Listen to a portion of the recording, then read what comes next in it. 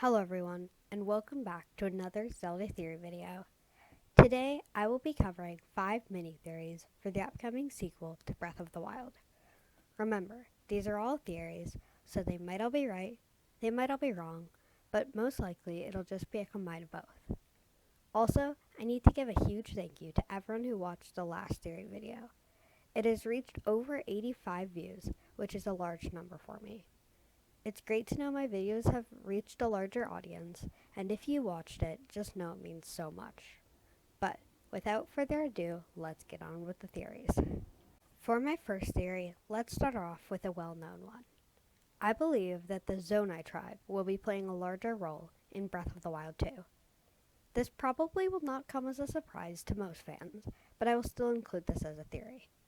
To recap, the Zonai are a mysterious tribe hailing from the forest of Faerûn. They are referenced in the Barbarian set as an ancient warlike tribe from the Faerûn region. They are known for their classic swirl along with their style of architecture, which is known to feature a boar, dragon, and owl. The owl, of course, stands for wisdom, the dragon for courage, and the boar represents power.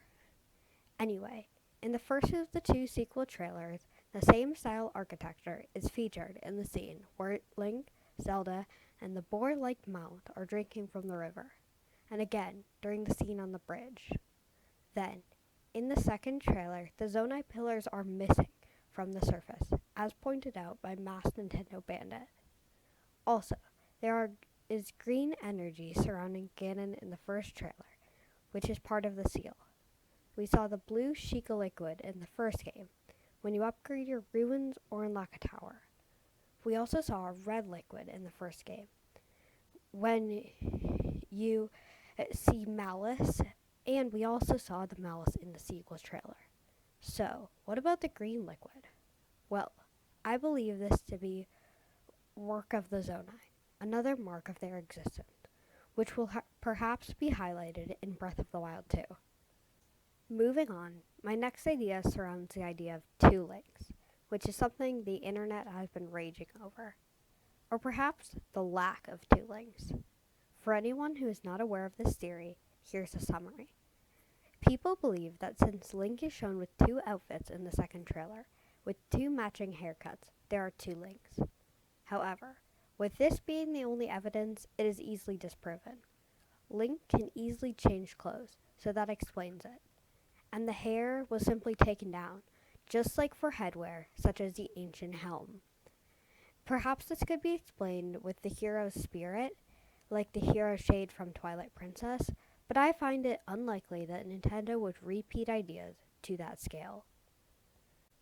For my next theory, I would like to propose that Breath of the Wild sequel will take a lot of inspiration from Skyward Sword. This is not only because of the classic Skyward Sword falling scene in the trailer, but some more subtle details. For example, in Breath of the Wild, each of the dragons disappear in a whirlwind of clouds, like the entrance to Skyloft. But what if that subtle reference was more? I believe that Skyloft is back, and in a strange way. In the sequel's trailer, it shows that you can see the surface from the sky, but not vice versa. This implies magic, which could take the form of a cloud barrier. I suppose this is time to bring up the point that there are multiple sky islands, so a transportation method is necessary. Loft wings, anyone? For mini theory number 4, here's an idea that's a bit more strange.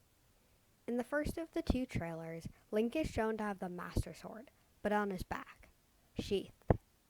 However, in the second, the Master Sword's gone, except for in one shot.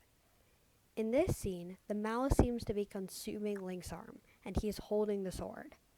Malice is an extension of Ganon, so essentially, Ganon is trying to hurt, and apparently took the Master Sword.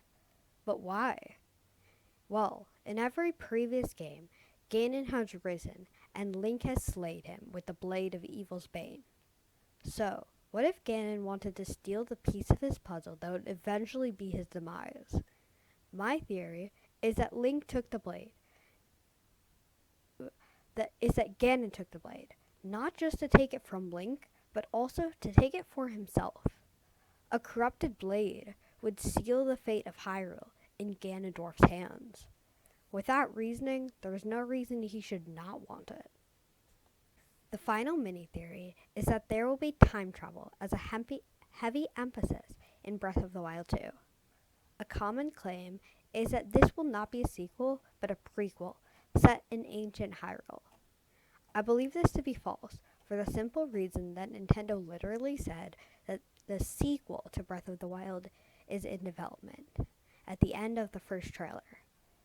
However, the time travel will probably play a big role, particularly as an ability of the magical seal. In one scene of the trailer, Link uses what looks like reverse stasis. He stopped some metal orbs from rolling down a hill and then made them go back up, reversing their path. Then, in a different clip, a drop of water splashes, but in reverse. Perhaps another effect of the seal, but we truly can't be sure. So, those are my mini theories. Each one is pretty small, and some are not fully supported, but they are certainly cool. If you like my content, please like and subscribe.